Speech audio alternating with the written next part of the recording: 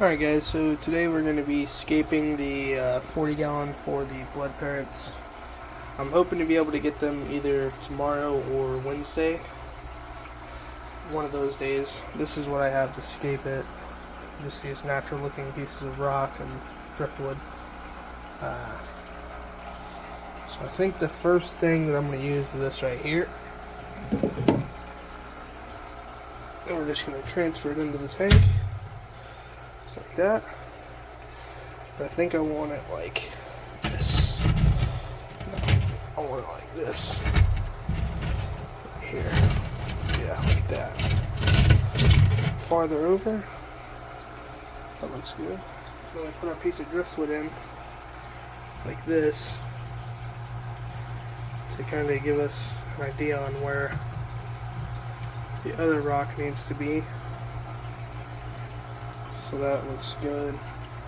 Then we take a smaller rock. We cap that piece of wood off there, like so.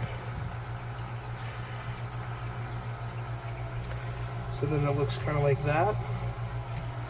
And then we take this piece of slate pretty much right here. And we take that. And that kind of goes like that right there. I know you can't really see it because there ain't water in this tank yet, but and these are the sponges that I'm using. That's the aerator. I think it's, I don't know if you can hear that. That's Max. I don't know. I think I'm gonna have to take this other one out and boil it to get it to work. But then this piece of driftwood here, I want to come kind of like this, pretty much, or like this, like I want something here that's a little bit bigger, that way I can prop this up on it, or I'll just do something like this if I can't figure that out, and maybe like this.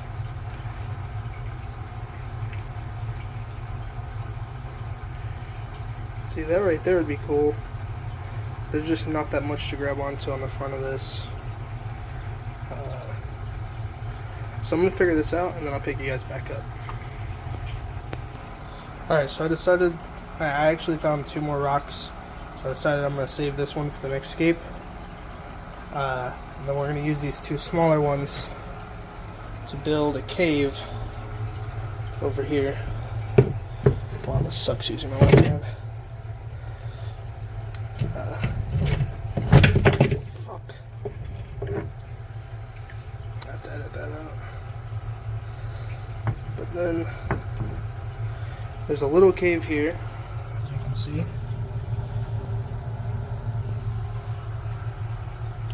Water's swirling. Let me check for leaks. Nothing. Okay. We're good. But then I want to take this piece of wood here. I'm going to set it up like this, right here. That way you can't like really see the sponge. And I'm going to take this smaller rock here. I have no idea how long my finger was in the shot. Give me 1 second. I'm going to take this smaller rock here with this triangle point. Just kind of set it like that, right there. I think this looks kind of good so far. I need something to go over here. So, give me a second while I find that. Alright, so I ended up just doing a little bit off camera, but this is pretty much what I came out with to hide the other sponge until I actually go to the river to collect more driftwood and rocks. But this is how the one corner looks, and I'll show you how it looks when it fills up. I'm actually going to plug the hose in right now and fill this up. And actually, I'll show you guys my setup there too. But give me 1 more second while I find something to put right here in this corner. Alright, this is the final result.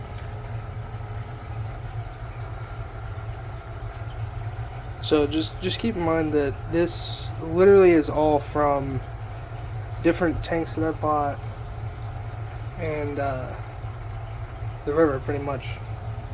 And these rocks I actually found out in my backyard, so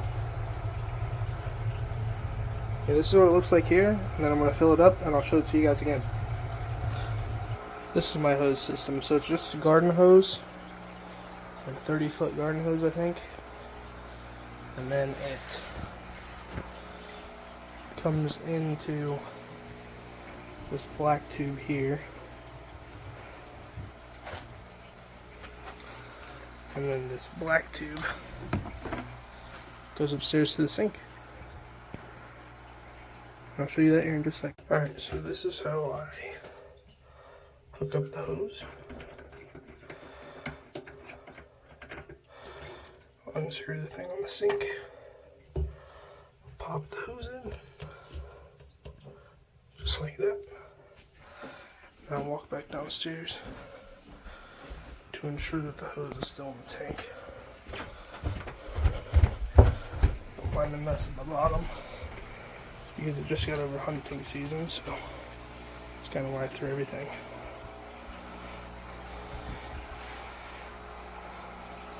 Which it's not, see? So I always check before I just turn it on.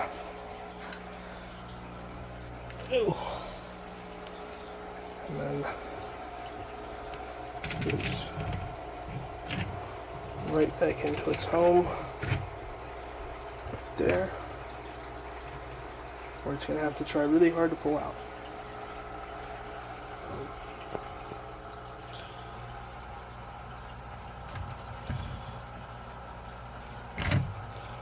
And usually I try to do this stuff on top of a rock like this, but since I don't have any help with filling it up today, I just kind of put it there. So I'll see you guys when it's filling up. Alright, now it should be filling up.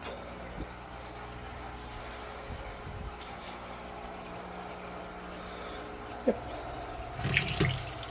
Pretty much. I just like to do it off the highest point.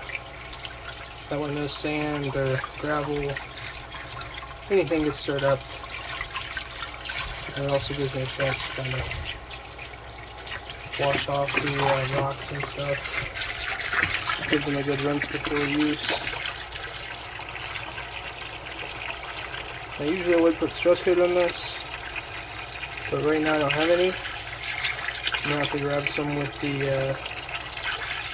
blood parrots. But yeah, pretty much about it. There's also a massive spider right here.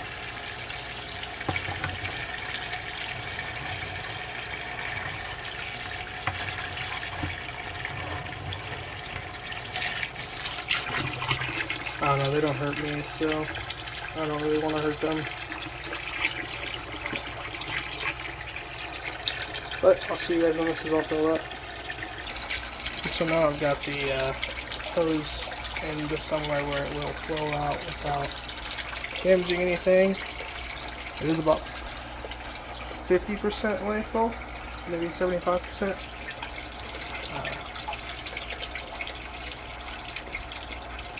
Yep, water just stopped. Give me one.